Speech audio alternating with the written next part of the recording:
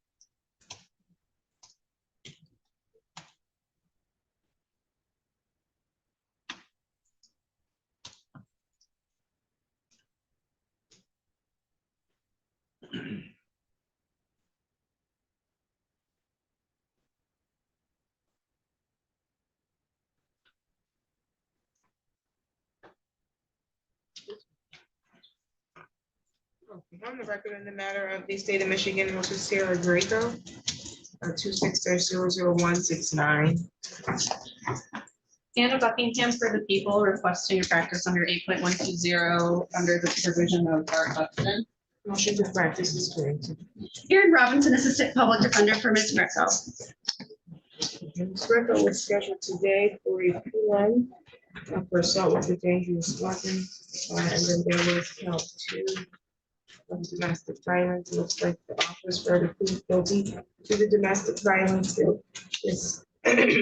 People will dismiss count 1, and there's no objection to sentencing under 769.48, correct? That's correct. That is correct. And Ms. Greco, you understand the offer? Would you like to accept that today? You have you raise your right hand. You solemnly swear or affirm the testimony you're going to give is the truth and the whole truth under penalty of perjury. We do have an advice of rights and plea information sheet, has today's date on it, and this you went over with your attorney, correct? Yes, ma'am. You understand all of these rights? You understand that you would need to give each of these rights up today if you wanted to accept the offer and plead guilty to domestic violence. That means that you're going to give up or waive your right to the presumption that you're innocent. You're innocent until proven guilty. You can proceed to trial and have the prosecution prove each element of the charge being brought against you beyond a reasonable doubt. Do you understand that? You have the right to see, hear, or question any witness called to testify against you at your trial. The right to subpoena witnesses to testify on your behalf. The right to remain silent, not have silence used against you, or you can remain silent and testify at your own trial. Represent evidence that you believe show defense to the charges brought against you. You understand that? Is anyone coercing you to get you to take a guilty plea today? Any threats or promises to get you to waive your rights and plead guilty? Are you on probation or on parole? We just done one. You understand that by pleading guilty, it could result in a conviction that you may need to report to your current employer, or you may need to put this conviction in a future job application.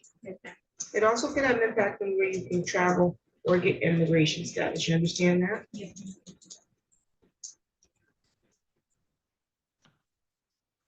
As to count 2 of domestic violence, how do you plead?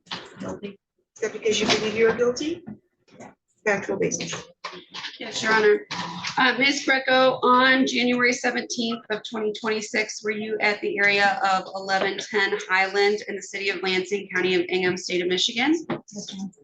And was there an Angela Amato there as well? Yes, ma'am. And you are legally married to Angela Amato, correct? Yes, ma'am. And at that time, there was an altercation between you and Ms. Amato, Yes, ma'am. and you intentionally threw a glass bottle at Angela Amato, correct? Yes, ma'am. And that was not done in self-defense, correct? Yes, ma'am. Any questions from the prosecution? People are satisfied with the factual basis. Court is also satisfied with the factual basis. I'll accept your plea. By your plea, you freely, voluntarily, and intelligently made. I'm gonna set this matter for sentencing. It'll be March 27th at 9 a.m. You need to go downstairs to meet with probation today. They're gonna get you scheduled for a pre-sentence interview so that they can provide the court with a recommendation and report prior to your sentencing, okay? Do you have any questions? Yeah, we're gonna. Okay. Judge, we would like to address the no contact order as well as Ms. Greco's tether. Ms. Greco and the victim in this case, Ms. Amato, are legally married. We're requesting that the no contact order be removed, at least in part, to allow them to communicate some. I believe that the victim in the case is in favor of this as well. She is present today. We are also asking that Ms. Greco be allowed to have her tether removed. There's been no allegations of any violation of the no contact order, and it is cost prohibitive for Ms. Greco. She's really struggling with making the payments and being able to keep up with that. So we would ask for that removal as well. People would concur with the no contact request. We do have the victim present in the courtroom if the court would like to hear from her.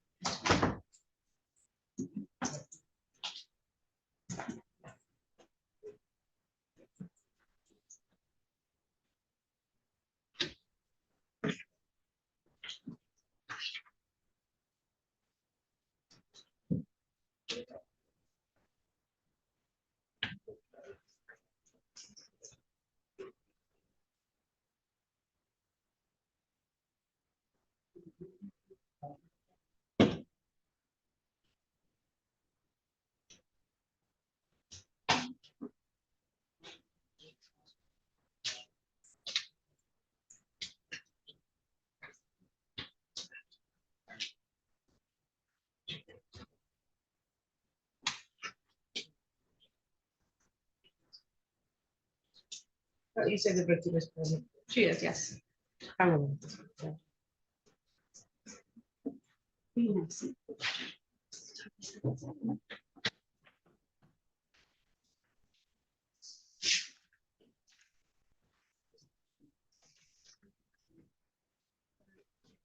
State your name for the record, ma'am. Angela Amato. And you were the victim of the domestic violence that the defendant just pled guilty to. There was a assault with a dangerous weapon that was dismissed. And you wish to have the no contact order set aside? What type of contact are you looking for? I would at least like to be able to communicate with her. If she wanted to come home, I think we can work that out. But yes, I would like to communicate with her so that I know she's doing okay, things like that. This all started because of her mental health. So I recently seen some posts on Facebook that she was posting that seemed unhealthy. And when trying to contact her family to ask if she was okay and still alive and such, they didn't respond back. So I at least like that opportunity to reach out and contact her. And you know, she's okay. But she is my wife. I do miss her. I do care about her. I do love her. But I just want to make sure she's safe and work on our relationships. I think, and I don't know because I don't have a sentencing report yet. If the concern, I think that I did just read or review the affidavit of probable cause. So what you're saying about the concern about her mental well-being, I think is the same concern the court has at this point. And so I don't feel comfortable with you all in the same house right now, especially if you don't know that the underlying issue is being addressed. If mental health treatment is something that could address what's going on, and then you all could be in the home peacefully and safely, that's one thing. But just having her return to the home with that element not addressed, that's concerning. You all could end up back here or worse. I will allow peaceful communication, and that might help you all move forward in another direction. I don't know, maybe seeing to it that there's some counseling, mental health treatment, whatever, so that you can be more supportive. So I will allow peaceful contact, but again, just because I'm lifting that doesn't mean that she has to accept your contact. That's still up to her, whether or not she wants to move forward, but I will allow there to be peaceful contact, okay, and communication. I may feel more comfortable after I get a pre-sentence report about completely lifting it, but I need to get some more information first, okay? So for now, we'll lift the, amend the no contact order so that there will be peaceful contact. We will remove the GPS tether as well, okay? Yes, Your Honor, and Ms. Greco does have some items at the house of the incident location as well. Would like a third party be allowed to go and pick that up for her? Absolutely. Does she know at this time who the third party would be, or does she need time to arrange that? Okay, I think she has an idea, but she would need a little time to confirm. Okay, and how much things are you talking about? Just a couple articles of clothing. Okay, I would need my car back so I can go to work. you said your car back? Yeah, I don't know about the things, but Ms. Amato is raising her hand. Did you want to address something there? the car is in both of our names and currently the payment for it is coming directly on my account. Therefore, I'm definitely not getting involved in a car situation. That's nothing to do with me. So you don't have to worry about that. and I want to be allowed to say yes or no, who knows my address. Well, that's why I asked that I was going to address it in court today. If she knew who and then also try to get a time frame so that you can coordinate that while we're all here today. But you don't have an idea right now who, this sounds like Mr. I can ask Catherine. Who's My- Catherine? She's my friend I've been staying with. Okay, so would you be okay with Catherine coming to? Yes. Okay, and do you know how long it will take for you to gather her things? It depends on what she's asking for. Clothing, There's a couple articles, clothing. I mean, I like my game system. you know, a stuff- gaming system, Stuff worth money. I can find it. It might take me a couple of hours. some personal items. Yeah. And they're- Okay, so you think sometime next week, Catherine can come and get it? Okay. Fair, maybe this weekend. We can exchange numbers. Okay, sounds like you all are gonna work it out peacefully. Okay? Any additional matters for the record? Not from the people. No, Your Honor, thank you. Thank you. Don't forget, you gotta go downstairs to probation. So sit tight, my court officer will get you down there. May I approach? Yes. This, which man is this one? Oh, wait, no. Oh, okay.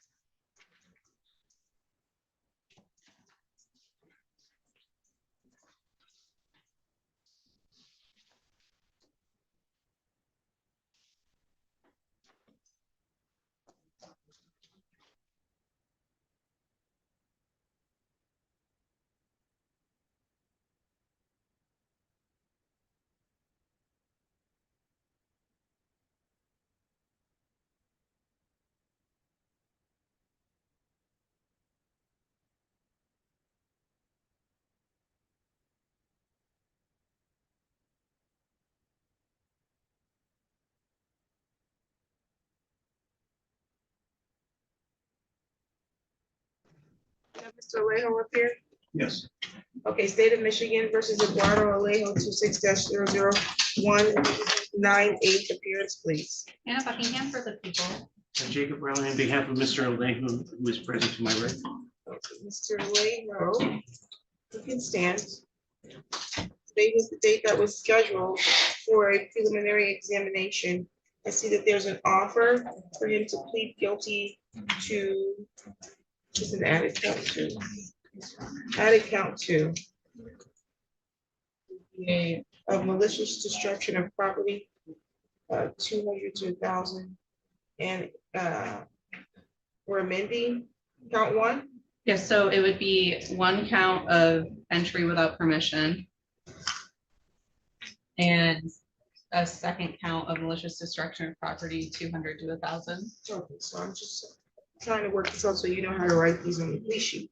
So I Apologize, can, yeah. so count one, which is home invasion, third, can be amended to entry without permission, Correct, 750.115A. correct? And count two, of malicious destruction of property, 200 to 1,000. There is restitution that's owed. I'm just trying to understand the arrows. What are the arrows for? Is that the Switch the something- counts, it was supposed to be. Oh, amended count okay. one. Yes, Okay, I sounds good. apologize. Okay, there's restitution, $1,375. Correct. Your Honor. That's owed to Anna De Juarez, correct? Yes, Yes, Your Honor. Okay. And you understand the offer? And you want to accept the offer? Yeah. You also understand that there is a large sum of restitution that you owe. You're willing to accept that amount? Yeah. Okay, raise your right hand. Do you solemnly swear or affirm the testimony you're going to give us the truth and the whole truth under penalty of perjury? Yes. Do I have an advice of rights? Yes, Your Honor.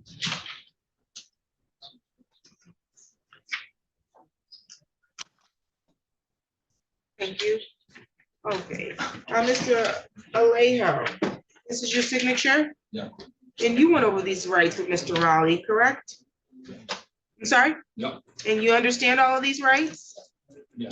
Okay, do you have any questions about any of these rights? You're willing to give all of these rights up today to plead guilty to the amended charge in count one of entry without permission and the added count two of malicious destruction of property, 200 to 1,000? Yeah. So that means that as you stand here today, you're presumed innocent, but you're gonna waive that so you can enter a guilty plea, correct? Yeah. You're gonna give up your right to make the prosecutor prove your guilt by proving each element of the charges beyond a reasonable doubt at a trial. You're gonna give up your right to call witnesses to testify on your behalf, present evidence that show a defense of these charges, and your right to question or cross-examine any of the prosecutor's witnesses, correct? Is anyone coercing you to enter a guilty plea? Okay, have there been any threats made to you to get you to waive your rights? Any promises if you plead guilty? Are you on probation? On parole? You understand that pleading guilty could result in a conviction that you might need to tell your job about, or you might need to put it on a future job application. It also could have impact on travel or immigration status. You understand that? Okay, and is it that you believe you're guilty of these crimes? Okay, as to the amended count one of entry without permission, how do you plead? As to the added count two of malicious destruction of property, 200 to 1,000, how do you plead? Factual basis, counsel. Mr. Alejo, on January 20th of this year, 2026, were you at the location 710 West Lenawee Street, then in City of Lansing, Union County, State of Michigan? It's true that there's a home at that address. It's true that you entered that home without the permission of the owner or the person who lives there. Yeah. And is it true that in the process of doing that, you also caused some damage to property there, being a door? Do you agree that the amount of damage might have been more than 200 or less than $1,000? I believe that's factual basis, right? Any questions from the prosecution? people are satisfied. The court is also satisfied with the factual basis. I'll accept your plea. Finding to be freely, voluntarily, and intelligently made. The matter is scheduled for sentencing on March 27th at 9 a.m. You're going to need to meet with probation so they can prepare a pre-sentence report with a recommendation about how you should be sentenced.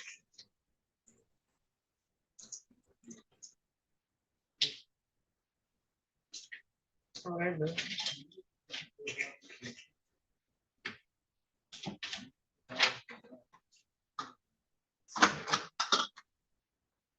Mr. Vallejo's being held on this, or is this and something else? I believe it's just this.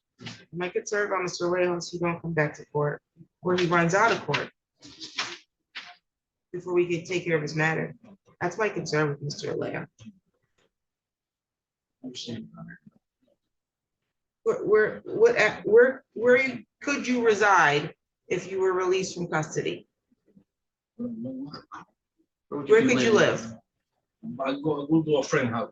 You gonna go to a friend's house? Someone back here is raising their hand. What's your name, ma'am? Anna Dwellness. Oh, you're the victim? Yeah. Okay, So, he's homeless right now. His mom doesn't want him to know where she lives. And he can't go to the city rescue mission because he was caught doing drugs in the back. So he has nowhere to go. And that's probably how we got here in the first place. yeah, it's a cycle. I'm familiar. I had him on probation Yeah, before, he won't. and I don't know that he's a good candidate for probation, but I'll let the probation department do what they're supposed to do to find out what's going on, but I have grave concerns about him just returning to court, never mind probation. So at this point, I'm going to remand not remand, but continue his bond until the time of his sentencing. I'll let the probation department know that he is in custody, at least for now. Bond is quite low, it's 2,010%. So any additional matters for the record? No, Your Honor. You're all set, sir. Let's see, is Ms. Donnelly around at all? Okay, what about Etheridge? What are we doing with Pierce? So Pierce is not in custody though. He's here, Your Honor. Okay, Actually, that would be a waiver. okay, sounds good. We acknowledging the, I can't remember, but after his case, Which one? Daniel Bailey, Nolly, for what reason? non-appearance of necessary. Oh, there's Mr. Etheridge right there. Mr. Etheridge, did you want to waive your appearance for your client? Mr. Bailey, Your Honor? Yes. Yes, Your Honor. State of Michigan versus Daniel Bailey, 26-00160, appearance. please. Anna Buckingham for the people. Good morning, Your Honor. Attorney Derek S. Public Defender on behalf of Mr. Bailey. I waive his appearance. He's down and locked up. I'll go down and give him an update after the court hearing. Thank you. Today was the date scheduled for a prelim, and it was for assault with a deadly weapon. And my understanding is the necessary witnesses failed to appear. Correct, Your Honor, people are unable to proceed at this time. Your Honor, this time we'd make a motion to dismiss the case without prejudice. I'll talk to Mr. Bailey about the no contact provision, having time for it to get out of lien and statute of limitations, et cetera. When I meet with him. Motion is granted. We'll get you a copy of the paperwork in just a minute. Thank you, Your Honor. No problem. And is Miguel Perez here yet?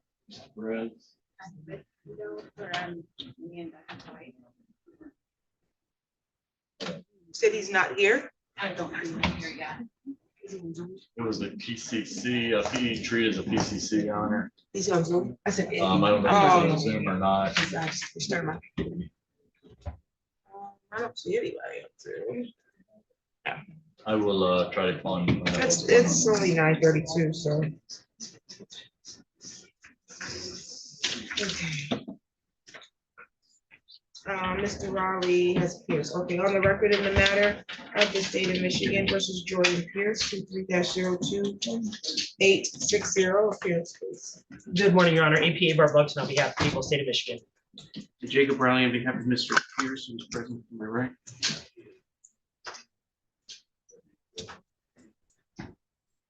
Okay, today was the date and time scheduled for a prelim on carrying a concealed weapon.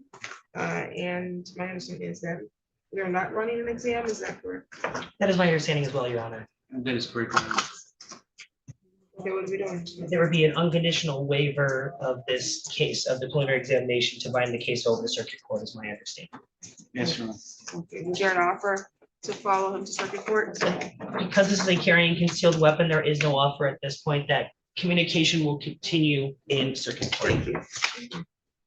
And then, Mr. Pierce, you understand that you have the right to have a preliminary examination hearing here at the district court. You understand that during that hearing, you have the right to have the prosecutor put forth evidence to establish sufficient probable cause that the felony you're charged with was actually committed and then probable cause sufficient to charge you as the person who allegedly committed that felony. You want to unconditionally waive that hearing? Or do you want to hold a prelim today? Okay, is anyone coercing you to do that? Okay, you're doing that freely and voluntarily? Okay.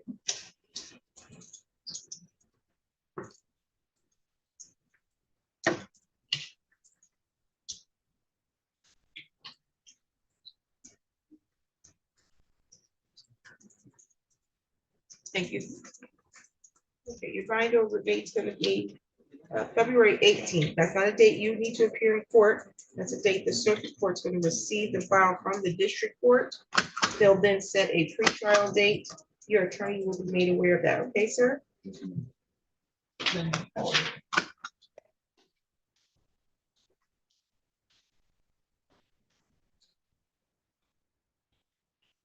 You have any questions at this time?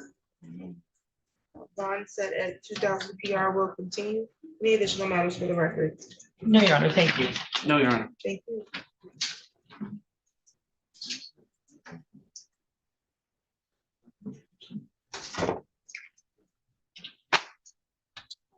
I have not seen Ms. Donnelly. I have not either, Your Honor. Okay, we're waiting to see if Perez is going to come.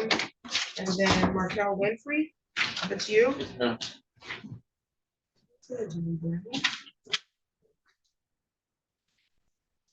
What's your attorney's name? Brown, What's his first name? Larry. Brian. It is like. Brian Brown. Brian Brown? Yeah, yes. Not familiar. I'm so sorry. Got it. I don't know where I got the Larry.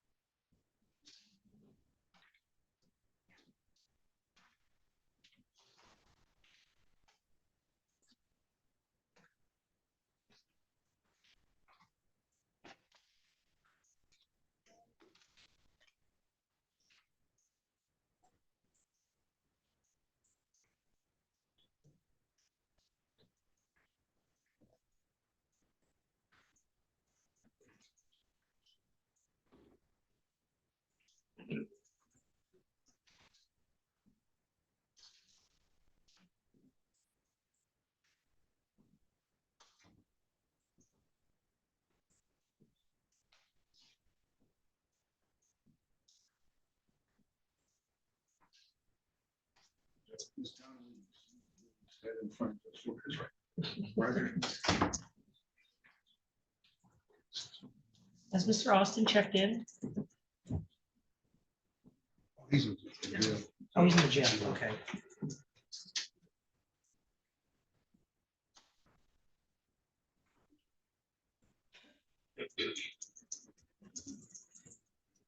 Is she doing an exam in Flores? It doesn't look like she's, She's- her defendant is standing right next to her. Oh, okay. But Mr. Austin's in custody. This is, She told me earlier it should. we have witnesses, obviously, for, We do. we're running that, we think? No, We don't like, know. I think. Okay, sounds good. And you said you are with Mr. Perez? Well, I'm his wife. Oh, you're expecting he's gonna be here today? If she wants to take one. They told me at the Yes. there's a no nonsense order. The plaintiff. Yeah. So. Oh, you're not a plaintiff, you're a alleged victim. I don't- Got it, I see there's a count to domestic violence, okay.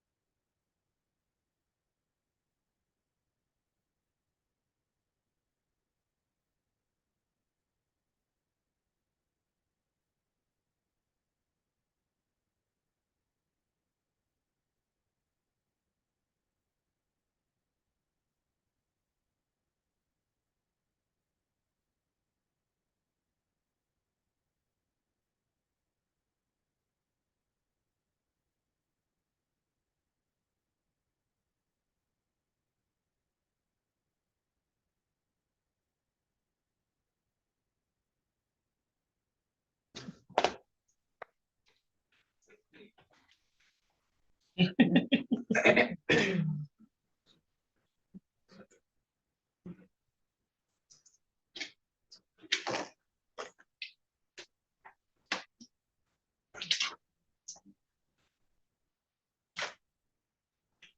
they have the file for that one, correct?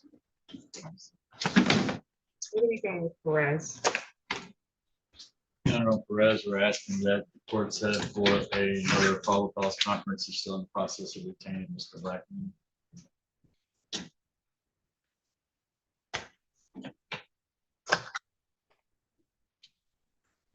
You, Mr. Perez? Yes, ma'am. Come on, Mr. Perez. All right, this is State of Michigan versus Miguel Perez, 26-00021. Appearance, please. Good morning, Your Honor. APA Bart Buxton on behalf of the people of the state of Michigan.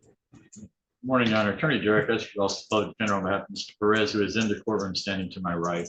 Thank you, Mr. Perez. Your year of birth was 86, correct? September 7th, 1986. Okay, they just had to confirm because there was someone in the, oh, very good, He was a friend Okay. of mine, actually. very good. You knew that you guys went to the same high school or something, I heard? Middle school and high school, and it still continues. Okay, very good. Okay, so it looks like we said we were gonna treat today as another probable cause conference. This 21-day timeline was already waived. And you're looking to hire Fred Blackman? Yes, ma'am.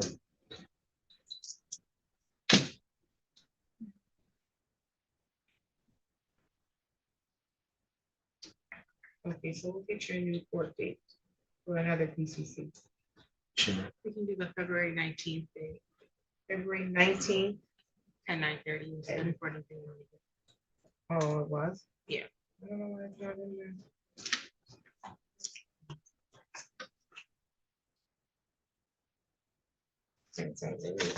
Okay, February 19th at 9:30 on both, okay? Thank you. Thank you very much.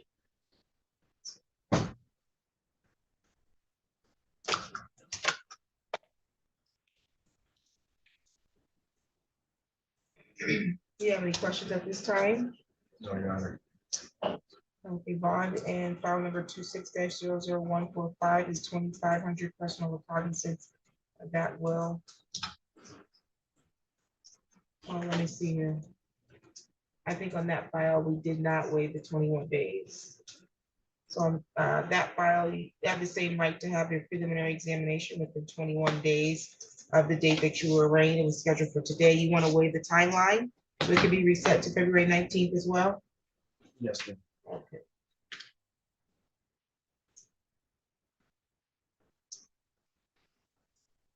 I wonder why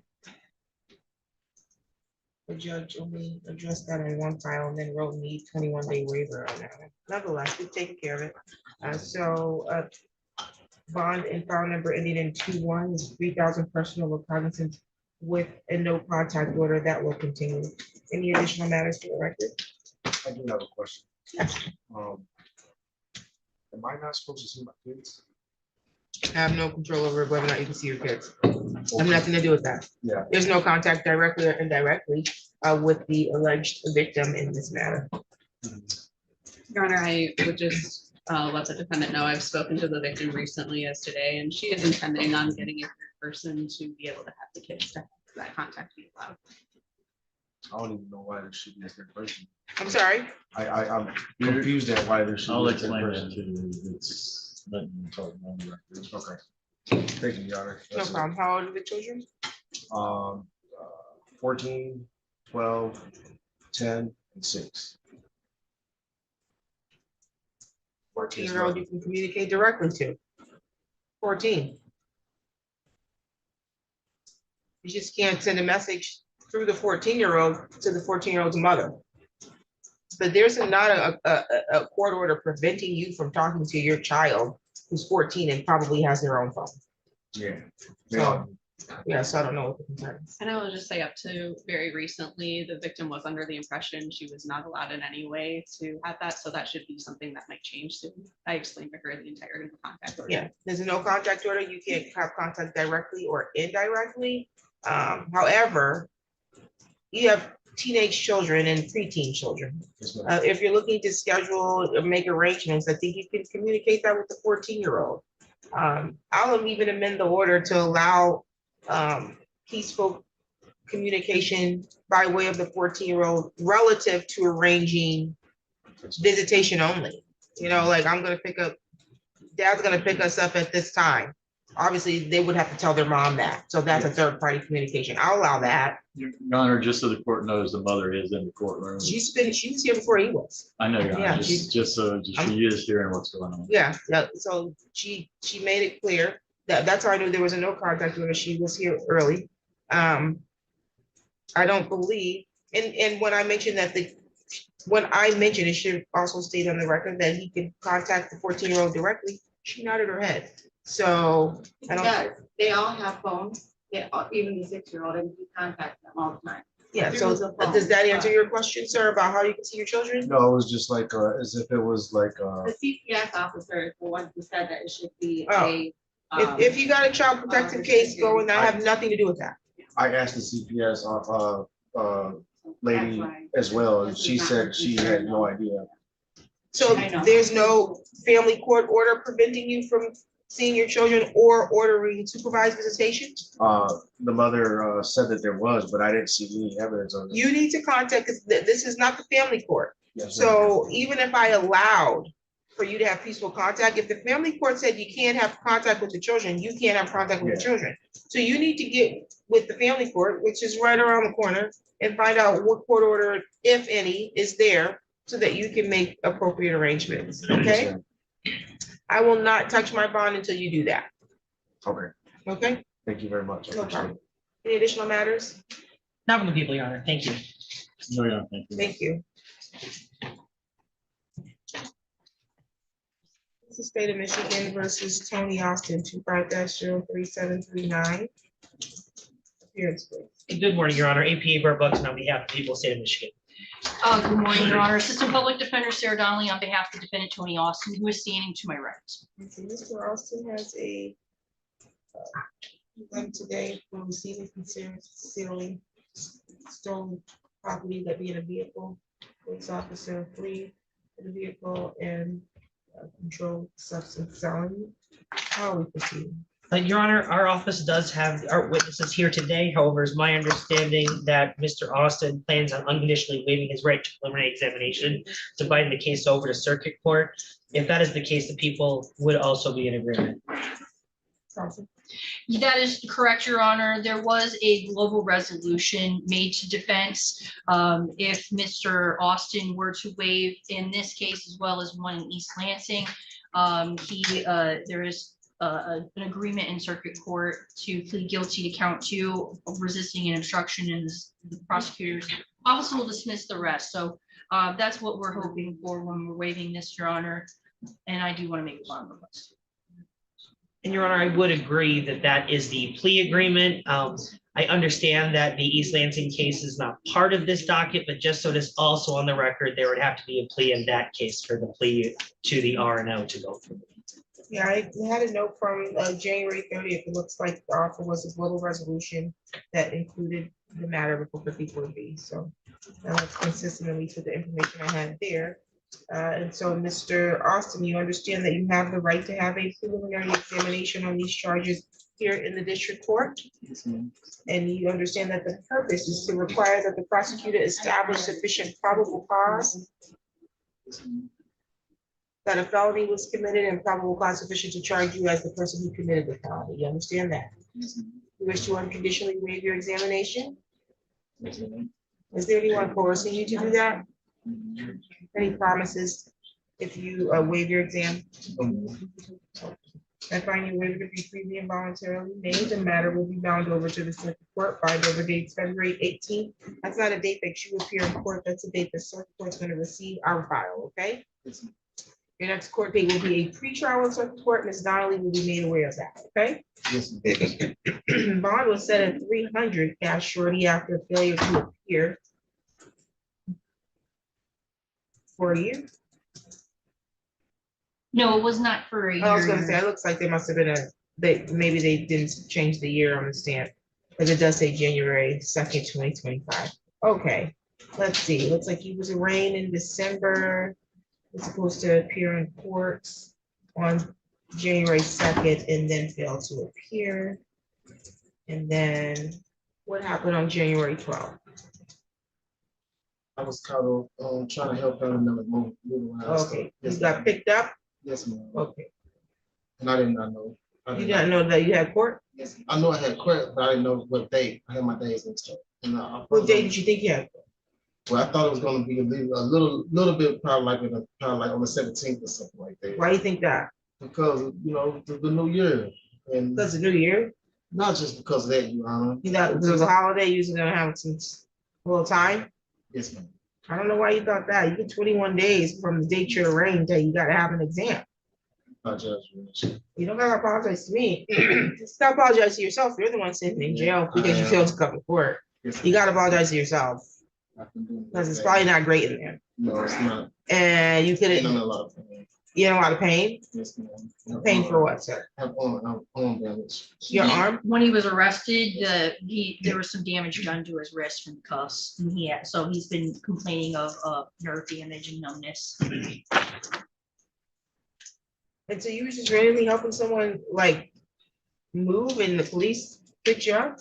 Yes, ma'am. They knew who you were? It's not good. It's never good if the police know who you are. So I was not trying to run. Pretty much. I was not trying to.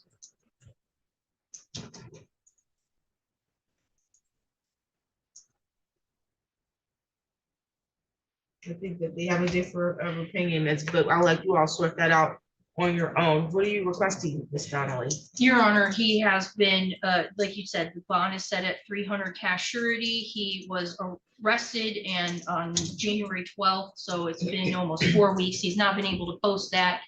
So we'd be requesting if the court would consider first recognizance bond. He still has the warrant in East Lansing. I did try to get to the court last week and get him arraigned, but I have not been able to do so. So there's still a warrant for him there. So if I told him and I've discussed it with him, he understands that if he does get a first recognizance bond here, he's not going to be released immediately. He has to wait until he gets arraigned on that and get a bond there, which it's a possession of methamphetamine. It's a felony. He might not get a first recognizance bond there. So I've explained that to him. What's the warrant for there for? For not appearing in court? They issued it January 20th after he was arrested. So it was Oh, only so it just filed. wasn't, got it. But they didn't do it on any summons? Like I said, I emailed. Oh, him maybe last because they don't have an address. That could be. How about address, man? What address? Because you said you didn't have an address before. So my cousin told me I could use her address, and I found out that they still stay there. Are you gonna stay there? Yes, ma'am. Where's this? Rationale. Where? 31 Rationale. Well, that's the address she gave in December. Yes, ma'am, I was not for sure that they still stayed there, and she told me I could come back to stay with them. What about a phone number? Yes, ma'am, my sister's number. And I have my own phone number. 517, Whose number is this that you're giving me? my number. What's your number? 517-299-4347. Where are you from? Jackson, Mississippi. I could tell. Okay. Okay, and then how long you been up here? About 3 years. 3 years? Okay. Right? Yes. Okay. And then your sister's number? 769-777-9929. 9929? Yes, ma'am. Okay, so in order to be released in your own recognizance, you have to remember and be responsible for your court date. No one else. You can't just assume that you're gonna have a court date. We're in a situation at this stage in your prosecution where we can't even tell you when your next court date's gonna be. Because the case has to be sent over to the circuit court, then they'll set it. They're gonna tell Mrs. Donnelly when your next court date is. She's gotta be able to find you. She can't be dealing with screen calls and you didn't answer because you don't recognize the number and you might miss your court date because of that. Your Honor, just to note, there is another court date from, he has a city matter in front of you on schedule for February 23rd at 8:30 a.m. So there is one court date that he just need to remember at this point. What's that matter for? It is for failing to display a valid license. Is that the first court date he has or a recent? Yes, that is the first court date that was scheduled. It's a, yes. Yeah, so you got a couple of court dates and a couple of files in different courts. You would have to be responsible for those. You understand Yes, that? ma'am. I don't want to be sitting right here in front of like this. You don't want to be sitting in the jail, No, ma'am. I would hope. No. Okay, I'm going to amend the bond to 300 personal recognizance. You need to report to pretrial services within 48 hours of your release from custody, okay? Do Yes, ma'am. you have any questions at this time? Any additional matters for the record? No, Your Honor, thank you. No, thank you. Thank you. Thank you. Actually, real quick, Your Honor, what was the bind over date? 18. 18, thank you.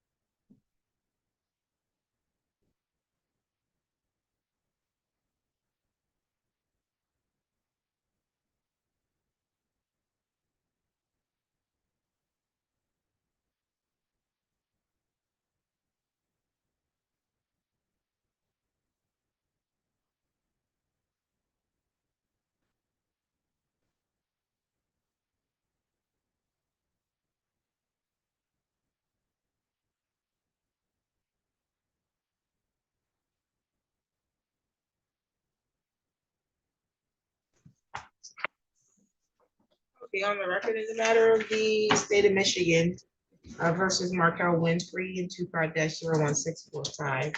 Appearance. Anna Buckingham for the people. And Brian Brown on behalf of Mr. Markel Winfrey, who is making his way to the defense counsel. Hey, please state your name for the record. Markel Winfrey, ma'am. Okay, and today was the date that was scheduled. This is for a preliminary examination for police officer fleeing and eluding.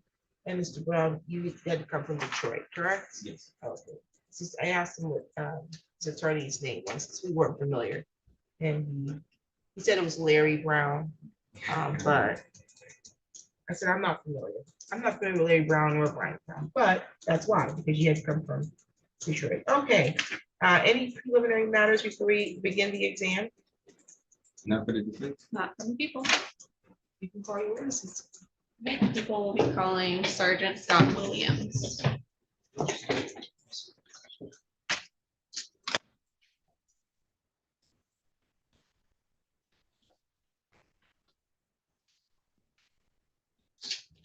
should ask how many witnesses. I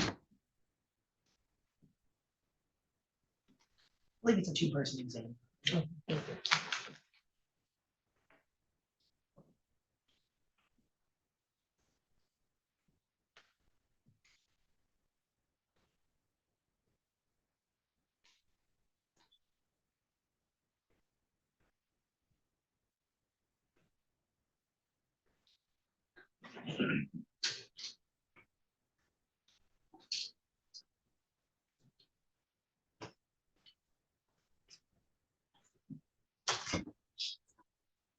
Do you solemnly swear or affirm the testimony you're going to give is the truth and the whole truth under penalty of perjury?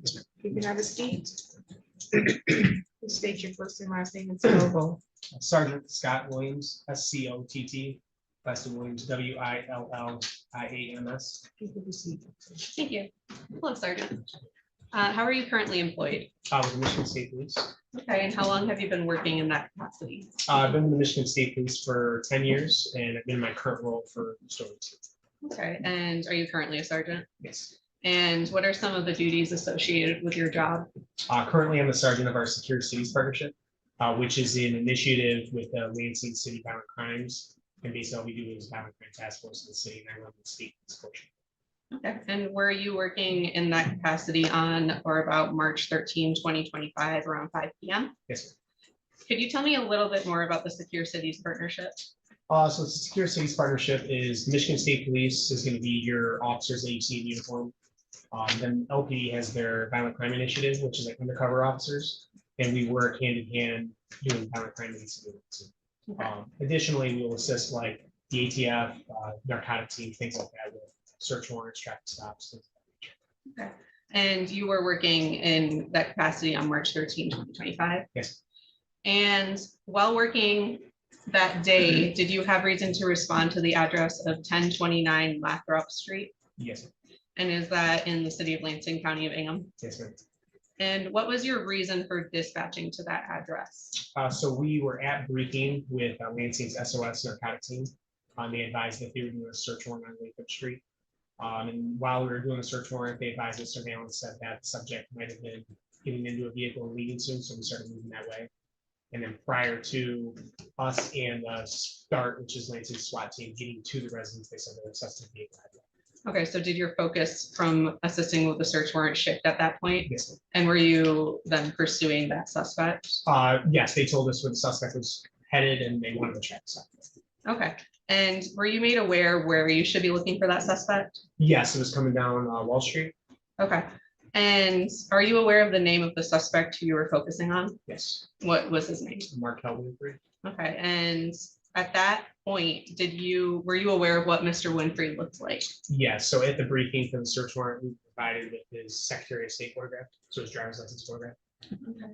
And while you were in pursuit of that suspect, what happened next? So I was not driving, I was in the vehicle as a passenger. They said the vehicle was coming down Wall Street up to Holmes. We And observed, I'd object to just the hearsay portion of what they said. He can testify, I guess, to what he observed, but that goes to the truth of the matter asserted where this particular car was at a particular time. How would argue its effect on listener of where he was and why he was going there? I agree that goes more to the effect on the listener, so the objection's over. All right, and so you can resume. You mentioned that you pulled up to Walsh. correct, yeah, so I was. You said Walsh or Wall? I didn't know. what the- Walsh. Walsh, okay, thank you. WALSH. Okay. So we were told the vehicle was coming down Walsh, so we pulled up to the intersection of Walsh and Holmes Street where we observed the vehicle. Okay. There was a black pickup at the stop sign, and behind the black pickup was our suspect vehicle, which was the blue Chevy Malibu. Okay. We turned off of Holmes, we're facing northbound, we turned eastbound onto Walsh, and then spun behind the vehicle to initiate the traffic stop. And at that point, did you ever lay eyes on Mr. Winfrey? I did. And tell me about that. Where did you see him? In the traffic stop. Okay, in the driver's seat, and that was at the stop sign that you. It was behind a pickup truck at the stop sign. Okay, so he was in the driver's seat of the car that you were looking for? Correct. Okay, Was that the blue Chevy Malibu? Yes, sir. all right. And Sergeant, do you happen to know what the posted speed limit at that location on Walsh was? Not for sure, but it's a residential area. I'd say 25, 30, 35, something. Okay, and in your capacity with MSP, is that residential areas, are they usually posted 25 miles around that speed? Around, I would say 25 to 30. Okay, And I object to just the speculation. Either he knows or he doesn't know. He's speculating to what the speed is. do you know through, You're gonna redirect? the I question? can. In your capacity as an MSP sergeant, you had said that includes traffic stops, interactions with vehicles, that kind of thing, is that correct? Yes. Is it your understanding through your training and your job that residential areas, what the general posted speed limit is? Yes. And what is that? You're 25 to 30. Okay, thank you.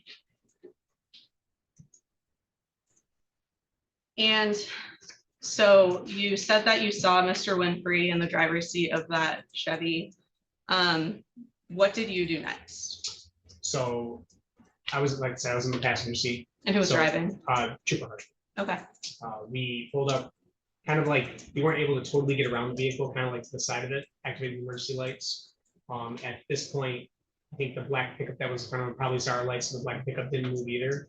And at this point, the Chevy Malibu then went off the curb and went around the black pickup and it fled westbound. so the car in front of the suspect vehicle seemed to stop because of the traffic light. And I object to speculation on why they stopped. Did the car stop when you turned on your lights? Objections. And We gotta slow down. Objection sustained. Are you re-asking this new question? yes, Okay. I apologize. ma'am. Re-ask it again. How Did did the truck in front of the Chevy stop when the lights were activated on the car? Yeah, so the vehicle was already stopped at the stop sign, but when we activated the lights, it did not continue to stop. Okay. And at that time, what vehicle were you in? I was in Trooper Harshman. Okay, and is that a fully marked patrol vehicle? And you said lights were activated, were sirens activated? He would have to speak on that aspect. I believe so, but I can't speak. Okay. And were you in uniform at the time? And when you say you tried to initiate a traffic stop, can you elaborate on that? What actions you and the trooper took? So whenever. Can I object? He can say what he took. He just stated that he can't say whether or not this other trooper has sirens on, so he can say what he specifically did to initiate the traffic stop. that was the question, though.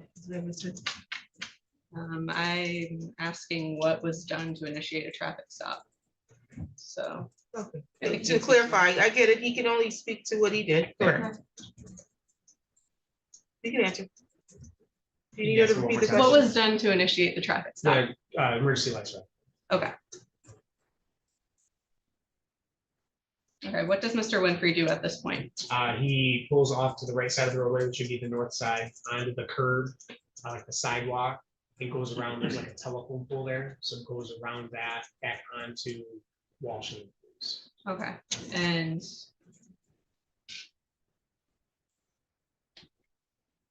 when you say that you said that you saw Mr. Winfrey through the window, would you be able to identify him? Do you see Mr. Winfrey in the court today? And could you please point out where he is in an article of clothing that he's wearing? Yes, ma'am. Second subject sitting over here with a black long sleeve with a white emblem on his left chest. Thank you, Your Honor. Can the record reflect that the defendant has been identified? Any objections to identification? No objection. Objections noted. No further questions.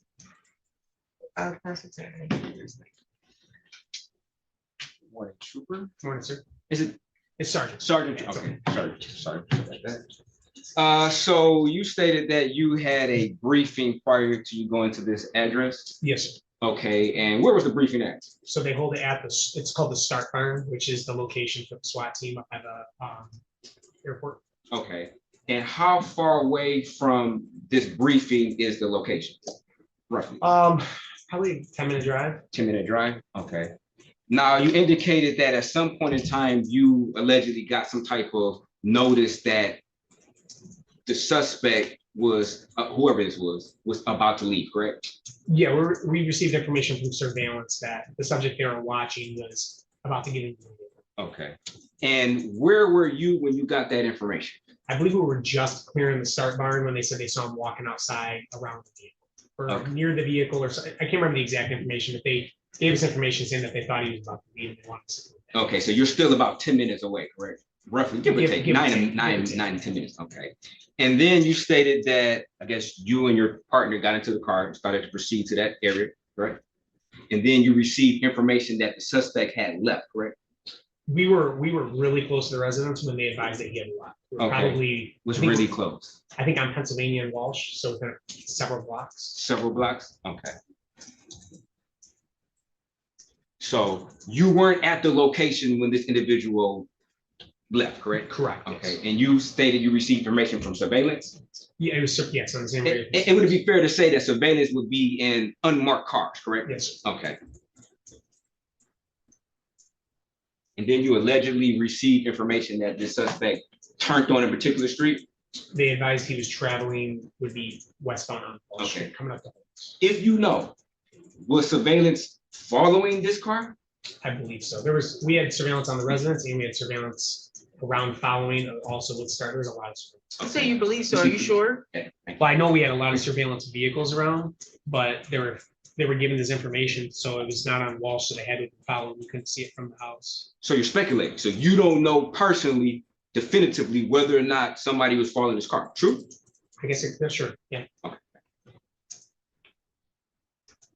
And then you allegedly intersected with this car or saw this car at what point in time?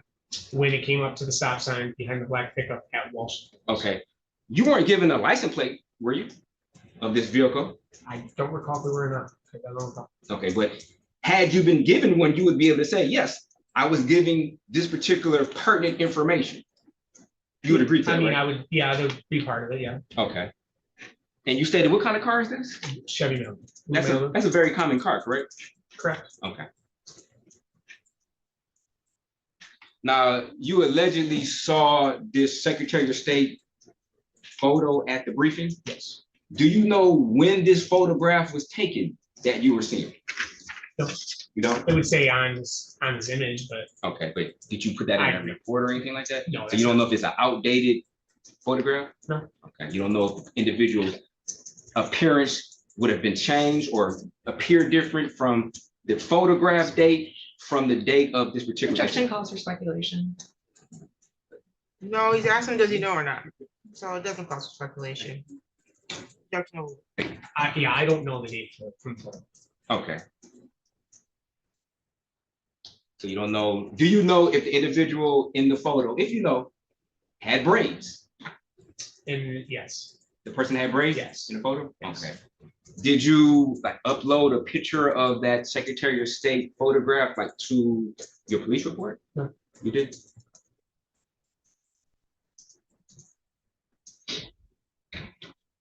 Now you were equipped with body cam, correct? Yes. Okay. Did you have an opportunity to review your body cam? Before today? I did not review my body cam. No, my body cam really wouldn't be important because it's facing down here. We're all in a vehicle, so it'd be more the in-car video. Okay. Glad you said that. Did you have an opportunity to review the in-car dash? I did not. No. You did not? Okay. Now, when you first came to, I guess, the street, you had to make a U-turn, right? We did. Yes. Okay. And when you made the U-turn, whoever was this vehicle wasn't in your visual, correct? I guess how you didn't, when you made this U-turn, you couldn't see this particular car at that time, right? No, we could. So when we went south on, want to make sure I got my streets right here. South on Holmes, they advised where the car was coming down Walsh. Okay. We spun back northbound, and as we were approaching the intersection, making a eastbound shot onto Walsh, that car was right there, so we could see the car.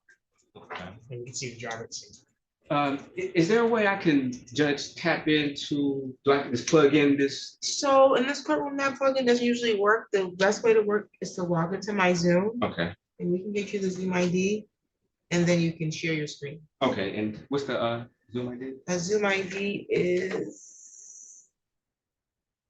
876 493 1931.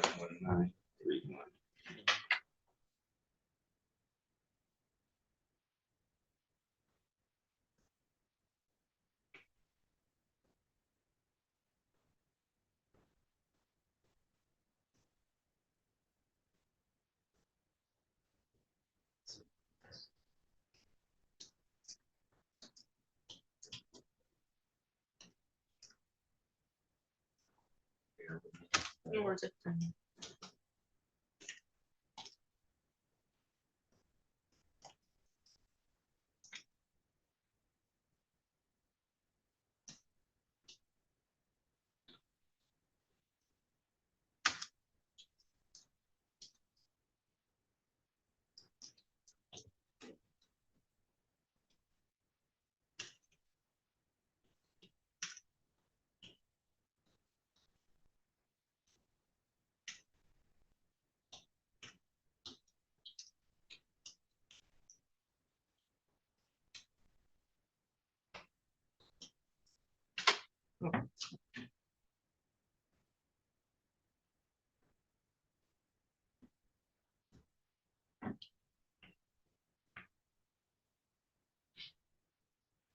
Now, Trooper, if you were, Sergeant, I'm sorry. If you were able to see the video, you would recognize the video from this particular.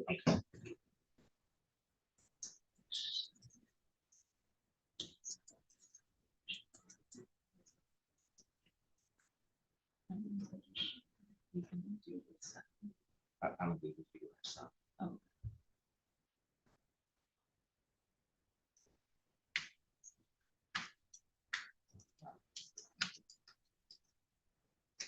Now, Sergeant, does this appear to be an accurate depiction of the incident on which you are testifying today? Yes, sir. Okay. So I'm going to play the video at 0 seconds. And Officer Harshman, Trooper Harshman, that's your partner? Yes, he was driving the vehicle. Okay. I would like this admitted as defense proposed exhibit A or 1. I'm not sure if we're doing letters or numbers. For defense A, Defense A? Okay. any Any objection? No. Okay, thank you. I would Defense A is in there. like to publish, starting at 0 seconds.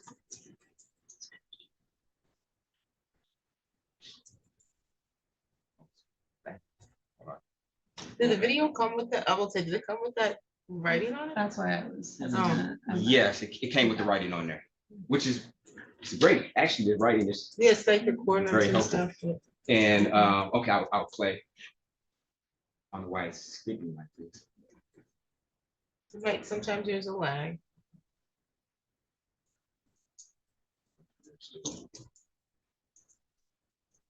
Now, Sergeant, you would agree, I'm pausing at what, 40 seconds, 14 seconds, I'm sorry. 14 seconds. you said? Sergeant, you would agree that you had to complete a U-turn, correct? Yeah. So that was when we turned down the street. We were given the information where it's at. We had to turn around. Yeah. So it looks like just off of Holmes, I'm guessing right there. Okay. And you would agree at this point in time, your sirens are not activated, nor your lights activated, correct? No, we're not up to the vehicle yet. Okay. No.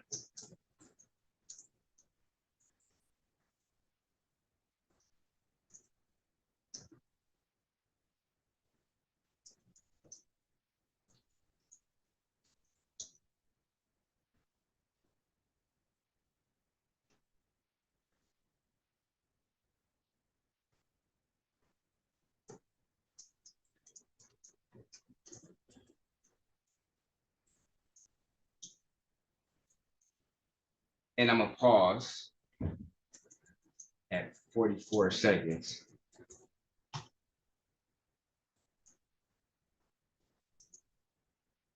And Sergeant, you would agree that you had to complete another U-turn?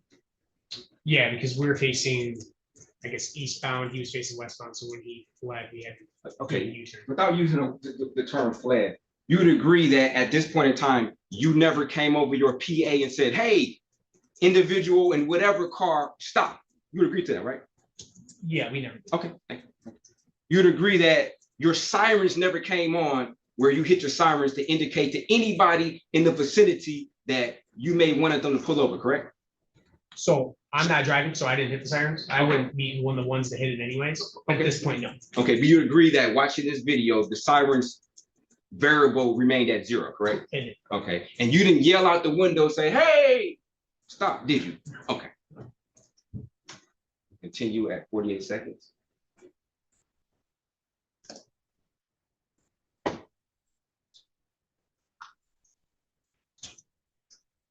And just, I'm gonna pause at 58 seconds. You would agree that at this point in time, your lights are at 0, correct? Your lights are off, correct? Correct. Okay.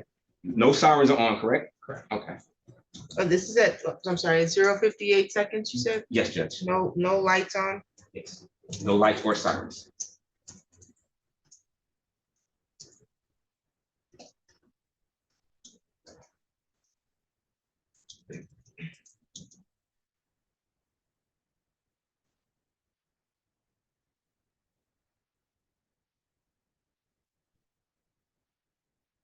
I'm gonna pause it at 1:16. And you would agree at 1:16, no lights are on, no sirens are on, correct? Yeah, at this point, I'd have the trooper terminate because we did not pursue that. Oh, okay. So at this point in time, the pursuit was terminated, correct? Correct. Once he fled. Sorry, I'm going to cut you off. I'm going to cut you off. But at this point in time, you would agree that this was terminated, correct? Correct. From this point. Yes. Okay. And previously to this point, you would agree that when you first got on the street, you had to do a U-turn, correct? Yep. When you made that U-turn, you agree that no lights were on, correct? Correct? The first U-turn? Yes, the first U-turn. Yes, correct. And you would agree that no sirens were on, correct? Correct. Okay. And then when you made the second U-turn, After you completed that U-turn, you would agree that no sirens were on or lights, correct? When we terminated, yes. Okay. And you would agree that you never hit the sirens. The variable remained 0, correct? It did, yes. You agree that you didn't yell out the window, correct? Correct. Okay. You'd agree that you made no indication verbally to whoever was in the vicinity that you wanted them to stop. You'd agree with that, right? Honestly. Other than the lights, no verbal, no. Okay. But you'd agree that when you completed the U-turn, there were no lights on, correct? Just to be clear. I guess you're talking about two different U-turns. Okay, we'll go back. We'll go back. You're talking like right when I initiated the stop? The second U-turn. I'm going back to 37 seconds. So this is the second U-turn, correct? You'd agree, right? Correct. This is when the stop is being activated. Okay, this is when the stop. Okay. And you would agree at this point in time, nobody's in front of you, right? There's no car in front of you, right? The suspect vehicle's right to the left, like tire right there. Okay. And then no sirens are being activated, correct? Based on the 0, no. Okay, thank you.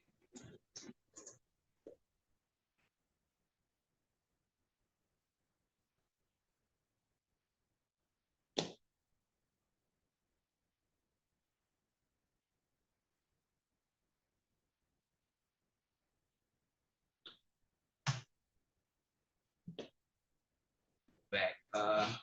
You just saw the video, correct? You would agree that when that U-turn was completed, the lights variable went to 0, correct? We'll go back, just to be clear. I don't want you to say anything that's not true. I just need to explain, I guess, what you're No, asking. I'm just asking you. I don't be rude or anything, but I'm just asking you a simple question. Whether or not after your U-turn was completed, isn't it true that the lights were turned off? So as the U-turn was completed there, when he pulled up to the stop sign, lights were on, yes. Okay, thank you, Sergeant.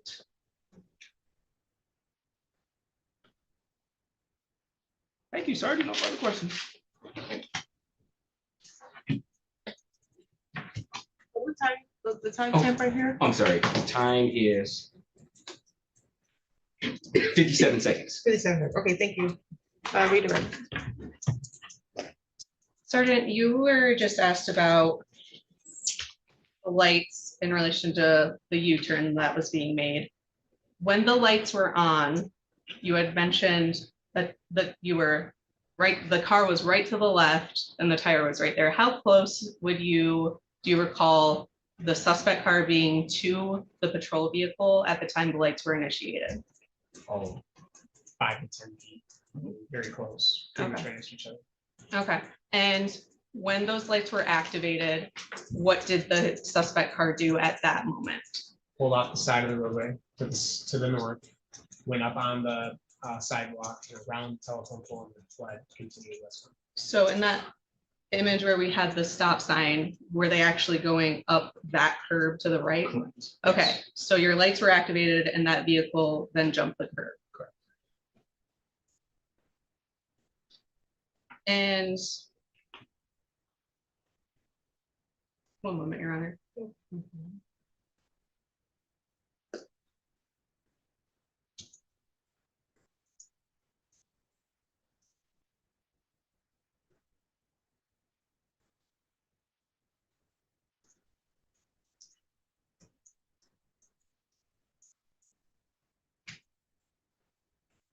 And Sergeant, you had said that, or well, you were asked about the lights being turned off and the timing of that. You mentioned stopping engagement with the suspect vehicle. Correct. Do you know why that was done? So as a sergeant, I'm in charge of our pursuits, whether authorizing or terminating them. And due to this not being with our policy within a violent felony, I had to pursue the issues. Okay, no further questions. I just have a question.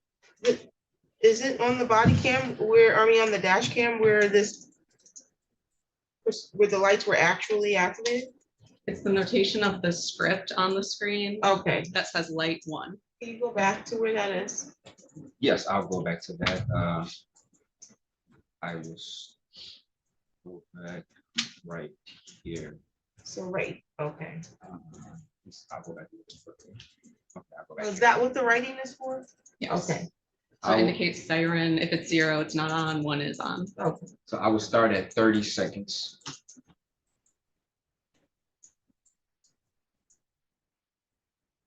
Your Honor, the lag is really. I was gonna say, I affecting- wish- Is it I can okay? bring I was my gonna say, I back- wish that, yeah, that's messing me I'd be up. okay with that too, because it's much smoother on the computer.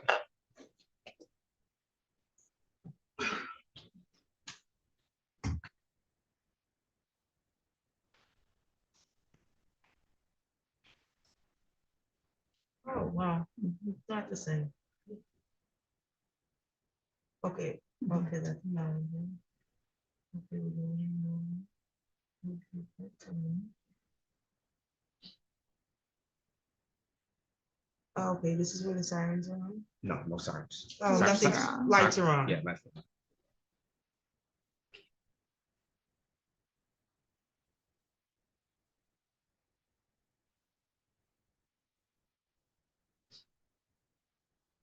Yeah, lights go off. That was at what time? That is at 56 seconds. 56 seconds. Yes. There's no way. So people, I just want to know how long were the lights on? So lights were on from.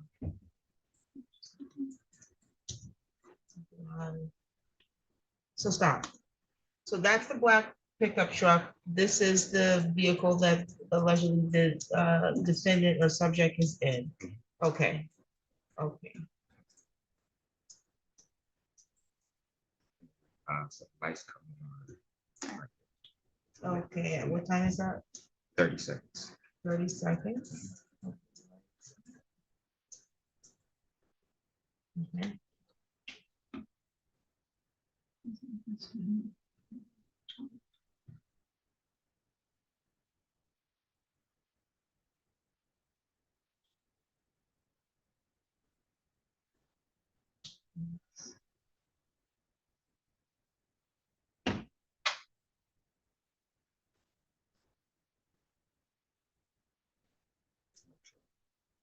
Okay.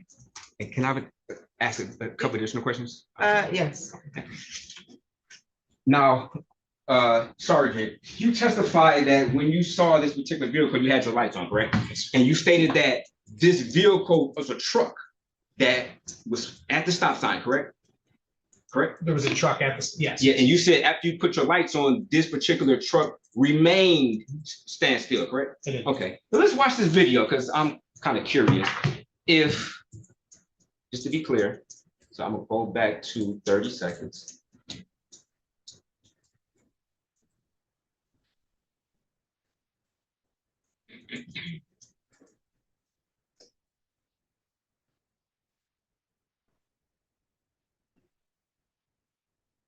Is this the truck you're talking about? Yes, sir. Okay.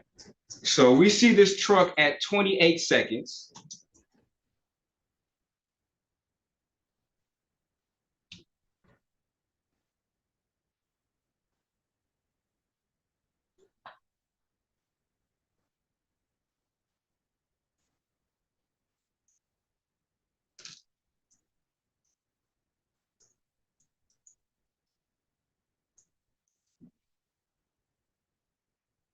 You then complete your turn, correct? I'm just pausing in at 54 seconds. You complete your turn, correct? Correct. Where's the truck at? Do you see the truck depicted on this video at 54 seconds? Yes or no? At this point, no. Okay. But you stated that the truck remained, correct? Would you let me explain? You stated that the truck remained, correct? And after you completed your turn, the truck didn't yield to your lights, did they? They drove off, correct? At this point, yes. Okay, thank you, Sergeant. No further questions. You said at this point, yes. Did you want to elaborate on that? Yes. So when I made the statement that the truck stayed is what the reason of why the vehicle had to go up and around the dip, around the curve and around. Because he didn't pull it off immediately. He stayed there as he saw the light. So that's why the substitute vehicle had to go around him. And as we were doing our U-turn, then he pulled off and we were able to pull back. That's what I was referring to. So that's not something I would see on a body, I mean, on the dash cam though? No, because it would have been behind us. Okay, so the truck stayed, the blue vehicle went around the truck, It went around that telephone pole there and then back onto the roadway. around this telephone pole? Correct, off the right side. So you're saying it got on the curb? On like, Oh, yeah, okay. So actually circumvented that truck yes. to get away from the location you were. Correct. Okay, thank you, Your Honor. No further. Just back it up a little bit so I can see where the truck was stopped.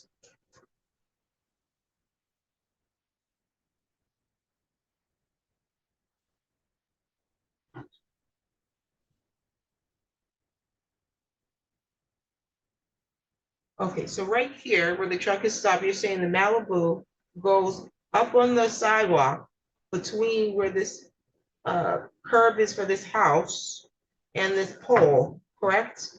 Yes, it goes to the right there. By the pole, you see the elevated sidewalk there? And Yes, that's that what I'm lip trying- right there. And then drives on the sidewalk? Correct, and goes down that lip there, you see the right side of the truck? Yeah, Goes down that lip and then back onto Wall Street around that truck. there's like a raised area on these people's curb. Correct. Did he drive on that? Yes, he drove over top of it. Oh, okay. Thank you. Did you go back to the scene and take any photographs of any tire tracks? Did you notice any type of damage to the car going over this curb? We never caught up to the car, so I was able to look at it. Okay. So at no point in time did you ever catch up to the car? No, we weren't able to pursue it. It was at a high rate speed, so. Okay. Do you know if this car had tinted windows or not? They're partially tinted. Partially tinted? Yeah, it was a lighter tint, you can still see through it. It was tinted. Okay. No further questions. Any more questions for this? No, Your Honor. Thank you, Sergeant, you may be excused. Pardon, next witness. Your Honor, will proceed to find over argument.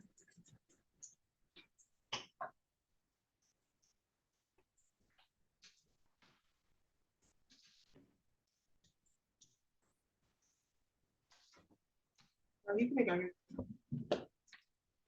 Your Honor, for fleeing and eluding in the third degree, first, I have to prove that a police officer was in uniform performing his lawful duties and a vehicle driven by the officer was identified as a law enforcement vehicle.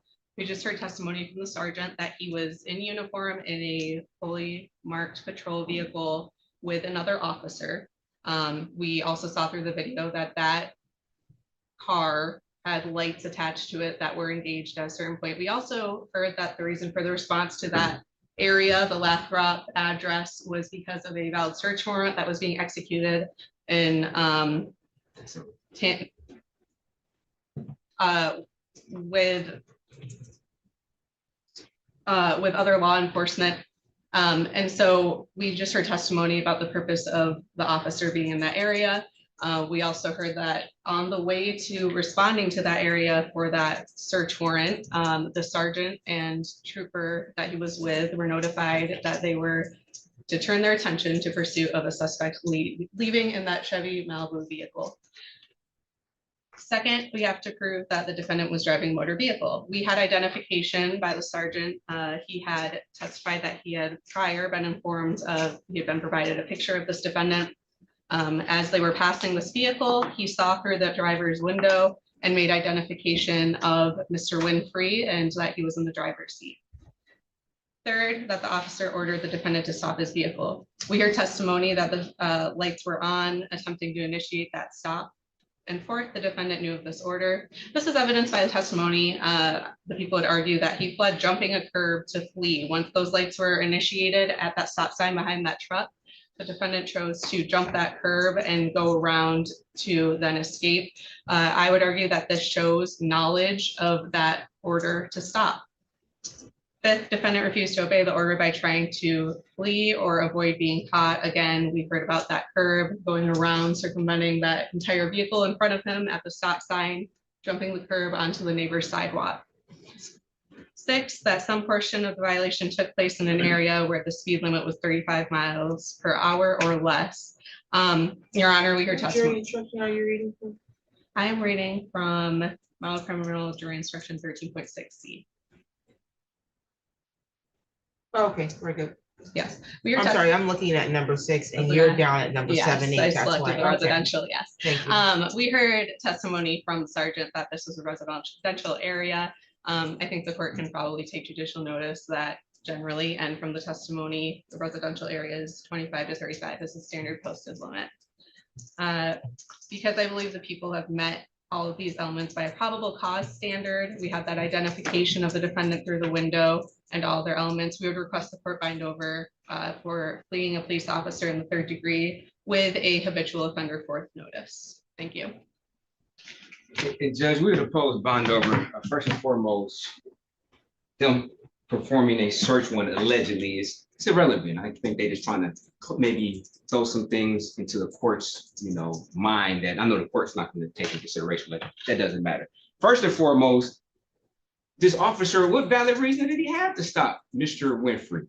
He stated that they were allegedly there to do a search warrant and that he allegedly heard some type of information that Mr. Winfrey was getting in the car to leave. No arrest warrant. He didn't indicate that Mr. Winfrey had any type of traffic violation of which he should be stopped.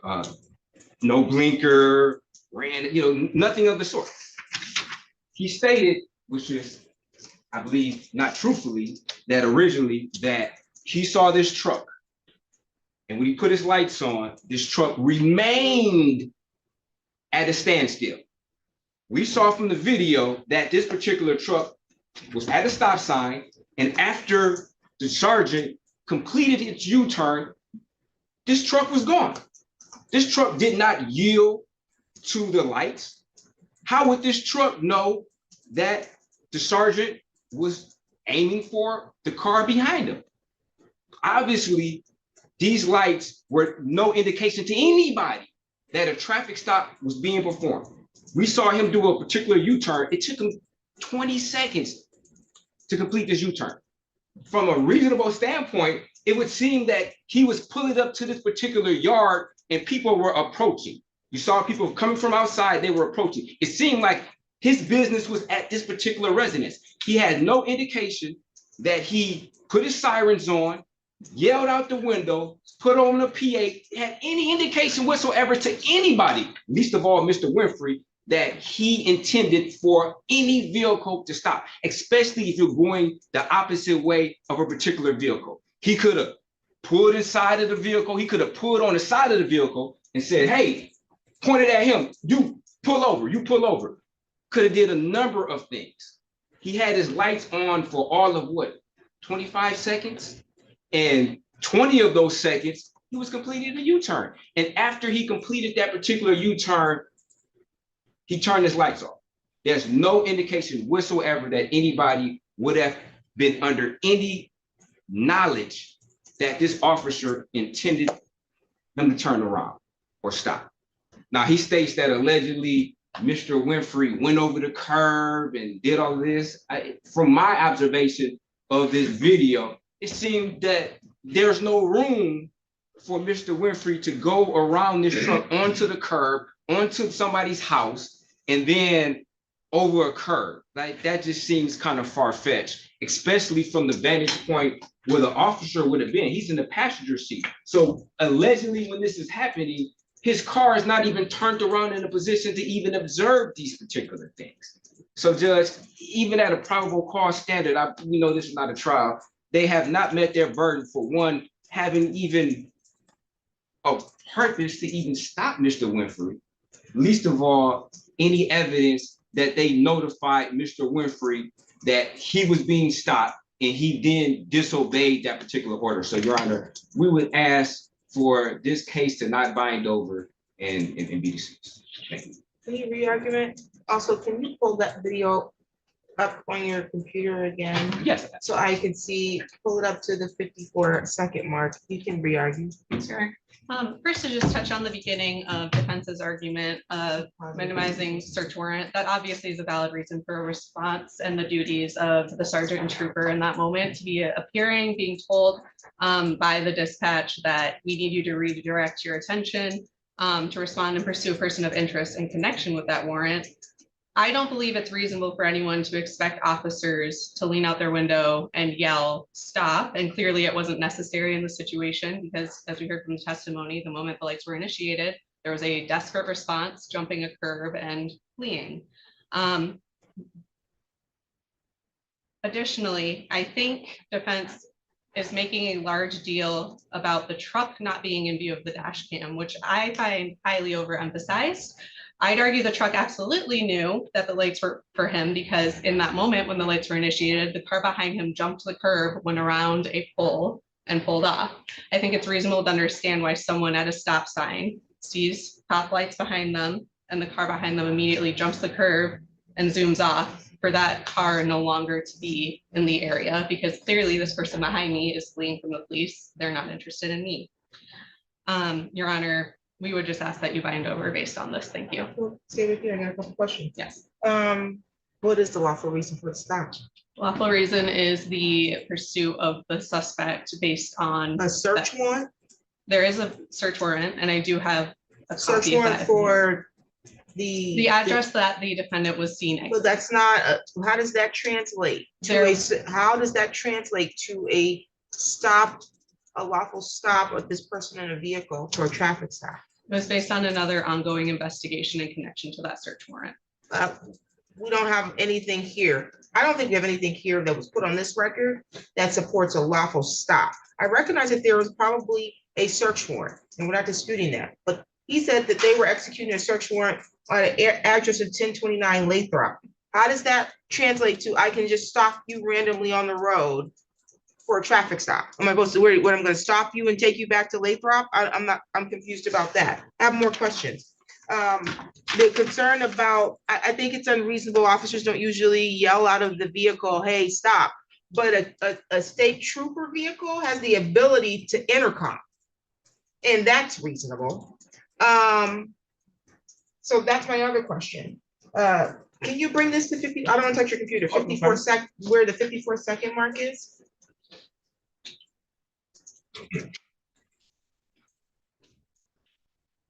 Oh, right there.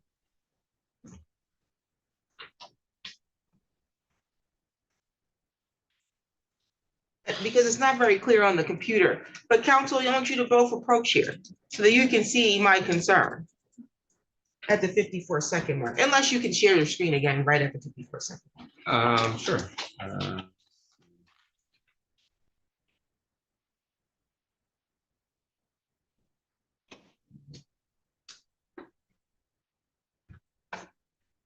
I do share a concern, the same, what is it you're approaching with?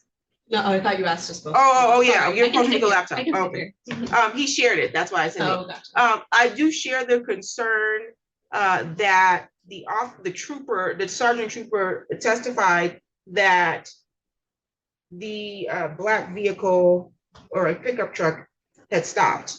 He hasn't even, trooper hasn't even done a complete U-turn here. He hadn't even finished. There's no black truck there. So that's not true.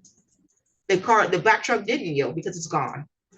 And that, as you can see at the angle of where this trooper is, he hasn't even turned all the way around yet. So the black truck couldn't yield. The other reason why I want you to stop there, because I'm trying to figure out how big is this sidewalk that a vehicle could get on it. That's why I asked, did he drive on the people's yard? Do you see these leaves and stuff here? I don't even see skid. I don't see any marks where anybody drove through and from here. Your Honor, I wasn't. You're gonna cut me off while I'm explaining? Okay. I don't see any place here where a vehicle has driven through there. And I'm looking at the picture. I'm pretty sure I could probably zoom in too, but there's nothing there to show me that he drove on the grass here with his vehicle and then back into the street. So that's my concern. Where's that evidence? Your Honor, I would add that there's audio to this and the interaction with neighbors after that can supplement that. I don't have that specific video right now accessible to pull up. I also know that would call for interactions with neighbors that are occurring. But just to kind of aid in the situation in this video and further explanation of responses to what had just happened, that would be the reason that. That's not evidence that's before this court. And obviously, the prosecution would have reasonably foreseen that the court's going to have questions about, did he jump the curb? Because that's what they're saying. He jumped the curb and that he drove on the sidewalk. That's why I had to slow it down, because I'm trying to figure out how big is the sidewalk that a car could get on there. And then there's a brick wall kind of in the area, which I don't really see from this vantage point. I did see it on the other, when he was turning. I also agree that if an officer pulls the way he pulls in and turns on lights on, I don't think he is stopping me either. If the prosecution could show me evidence that he jumped this curb, then that's different. The problem is I have now a sergeant trooper who's telling me that the black truck yielded, but before I could even get a hold, before he even turned around, the black truck's gone. It'd be different if I could see him turn around, the black truck was still there. Then that makes the story make sense that the blue Malibu went around him and left. But the black truck is gone, which calls into credibility of this story. Why is the black truck gone? And he just told me the black truck was there, and I'm looking at the video. Then I'm looking at the grass and the leaves. I don't see where anyone drove through there. You're saying there's some evidence that supports that, but you didn't admit it. I don't know how I'm supposed to resolve that. This is the, did you have an argument? No, Your Honor. Okay, this is the date set for a preliminary examination. The burden is squarely upon the prosecution to establish probable cause. That's more than mere suspicion that the alleged crimes occurred, alleged felony occurred, and that you, Mr. Markel Winfrey, are the individual who committed the alleged felony. This is a felony charge of fleeing, eluding in the third degree. We had the testimony today of one trooper, Sergeant Scott Williams from Michigan State Police. He stated that on or about March 13th, 2025, that at or near the area of 1029 Lathrop or near Walsh Street, that he was working with the secured cities partnership, and that they were executing or to be executing a search warrant at that address, and that he was advised or notified through surveillance, not through dispatch, that the suspect or subject would be leaving and that he was coming down Wall Street, that he had been provided a picture of the suspect during the briefing. It is the Secretary of State ID or photo, and that the name of the suspect being Markel Winfrey, which the witness identified here in court. The sergeant trooper testified that as they were approaching the area at the intersection, that there was a black pickup truck and a blue Chevy Malibu behind it, which the court saw in Defense Exhibit A, and that based on that sergeant trooper's training and experience, this area is an area where the speed limit should be 25 to 35 miles per hour. Also, he indicated that this trooper was not operating the MSP vehicle, but it was a fully marked a state police vehicle, that they were in fully marked uniform, that Trooper Harshman was driving. He stated that there was a time during this, what he calls a pursuit, that the vehicle that the MSP was in activated their lights. He testified that when the lights were activated, that the suspect, Mr. Winfrey, pulls up on the curb, drives through the telephone pole, around the telephone pole that is, and proceeds down Walsh, evading the officers. Again, it should be noted that when questioned, the officer, the trooper testifies that there's a black truck that recognized or saw the lights and that he yielded, but his testimony is that the defendant, or the vehicle that the defendant supposedly was in, did not yield. The court does have concerns about the veracity of that portion of the testimony, because the court is looking at the exhibit of the dash cam, in which at this point, because it did take, I noted how long it took for the trooper to turn the vehicle around. I believe from the time that the lights were activated, which is at the 30-second mark. This right here depicts the 54-second mark. We're talking 24 seconds it took for him to even get to this point. He hasn't even fully turned around yet.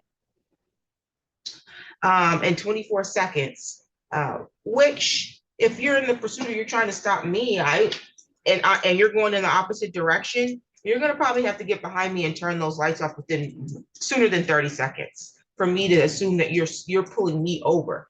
When we saw the trooper pull his vehicle up, he pulls it off at a diagonal. He's completely facing, even before the defense attorney brought it up, I had already wrote that down. He's completely facing the yard of this house. I would assume you're going to speak to these people. I see people coming there. So if I am there, that's what I would assume. However, if in fact the trooper's statement could prove true here, that the black truck reasonably assumed that the officers were trying to turn around to get them, and he yielded, then I should see the black truck here. At the 54-second mark, before the officer could even get the vehicle completely turned around, there is no black truck. Even if we move it forward and see where the officer completely turned around, there's no black truck even in sight. It has been gone. It's for those reasons that I don't believe that the people have met their burden. This case is dismissed for lack of probable cause. Thank you, Judge. Thank you. Thank you, Your Honor.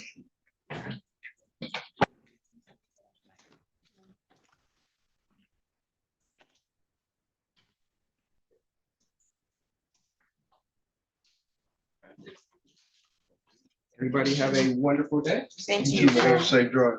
Thanks for that. The road. Oh, yeah, the roads are already coming up here. Great. Surprise to us. Advocacy. Hey, man, when you go back, can you talk to Dan Campbell for me, please?